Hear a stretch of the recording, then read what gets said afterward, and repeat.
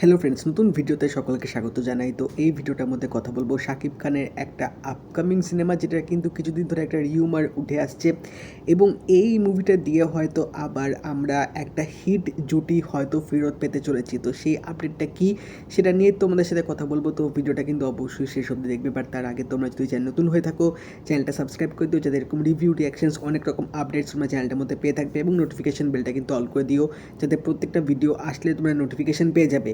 তো প্রিয়তমা জুটি কি আবার কামব্যাক করছে, এবং এর সাথে সাথে কি আমরা আবার শাকিব খান এবং হিমেল আশরাফ এই কম্বিনেশনটা কি একটা হ্যাট্রিক আমরা পেতে চলেছি, সেটার জন্য হয়তো আমাদের আর কিছুদিন হয়তো অপেক্ষা করতে হবে। বাট এখন শোনা যাচ্ছে শাকিব খানের যে একটা ফিল্মের কথা অনেকদিন আগে উঠে এসেছিলো, মায়া বলে, যে ফিল্মটার হয়তো খুব সম্ভবত নাম ছিল, সেই ফিল্মটা নিয়ে আবার অনেক রকম নিউজ কিন্তু উঠে আসছে, এবং যে নিউজটা উঠে আসছে সেটা হচ্ছে এই ফিল্মটার মধ্যে হয়তো আমরা শাকিব খান এবং ইথিকা পালকে আবার একসাথে পেতে চলেছি, এবং এই ফিল্মটার প্রোডাকশানে কিন্তু এসকে মুভিসও হয়তো কো প্রডিউস হতে পারে, যেহেতু এবার আমরা দেখছি যে এরকম ইন্ডিয়া বাংলাদেশের জয়েন্ট ভেঞ্চার্স অনেক এরকম মুভি আসছে, এবং যেহেতু আমরা এবার শাকিব খানের সাথে এসবিএফের আবার একটা মুভি দেখতে পেতে চলেছি, সেটা হচ্ছে তুফান। তো এবার এখানেও কিন্তু এসকে মুভিসের সাথে হয়তো শাকিব খানের একটা মুভি পেতে চলেছি, যেটার নাম হয়তো খুব সম্ভবত মায়া হবে, এবং সেটারও কিন্তু ডিরেক্টর হিমেল আশরাফ হবে। এবং এখানে কিন্তু এসকে মুভিস ছাড়াও বাংলাদেশে কিন্তু আরেকটা বড় প্রোডাকশন হাউস কিন্তু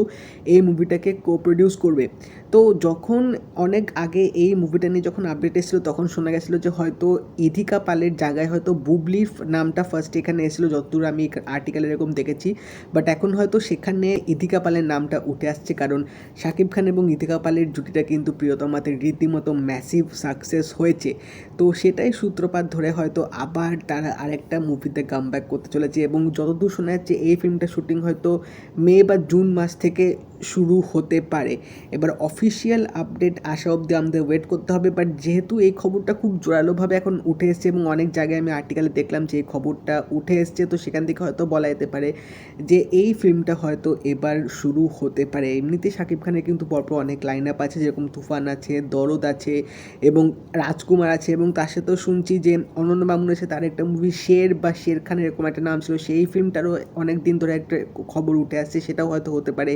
এবং তার সাথে এই মায়া ফিল্মটাও, এটাও কিন্তু এবার যোগদান হলো। তো এবার দেখা যাক ইথিকা পাল আর শাকিব খানের এই জুটিটা আবার কামব্যাক করে কিনা, এবং হিমেল আশরাফের সাথে একটা হ্যাট্রিক মুভি তারা পরপর দিতে পারে কিনা। সেটা হ্যাট্রিক তখনই হবে যখন রাজকুমার মুভিটাও প্রিয়তমার চেয়েও ম্যাসিভ লেভেলে সাকসেস হবে। তো তোমরা জানিও তোমরা এই জুটিটা নিয়ে কতটা এক্সাইটেড, ইথিকা পাল এবং শাকিব খানকে তোমরা আবার একসাথে দেখতে চাও কিনা কমেন্ট সেকশনে অবশ্যই জানিও, এবং যদি এই ভিডিওটা ভালো লেগে থাকে লাইক করে দিও, শেয়ার করে দিও, চ্যানেলটা কিন্তু অবশ্যই সাবস্ক্রাইব করে দেবে, নোটিফিকেশন বেলটাও কিন্তু অল করে দিও। তা দেখা হবে পরের ভিডিওতে। বাই।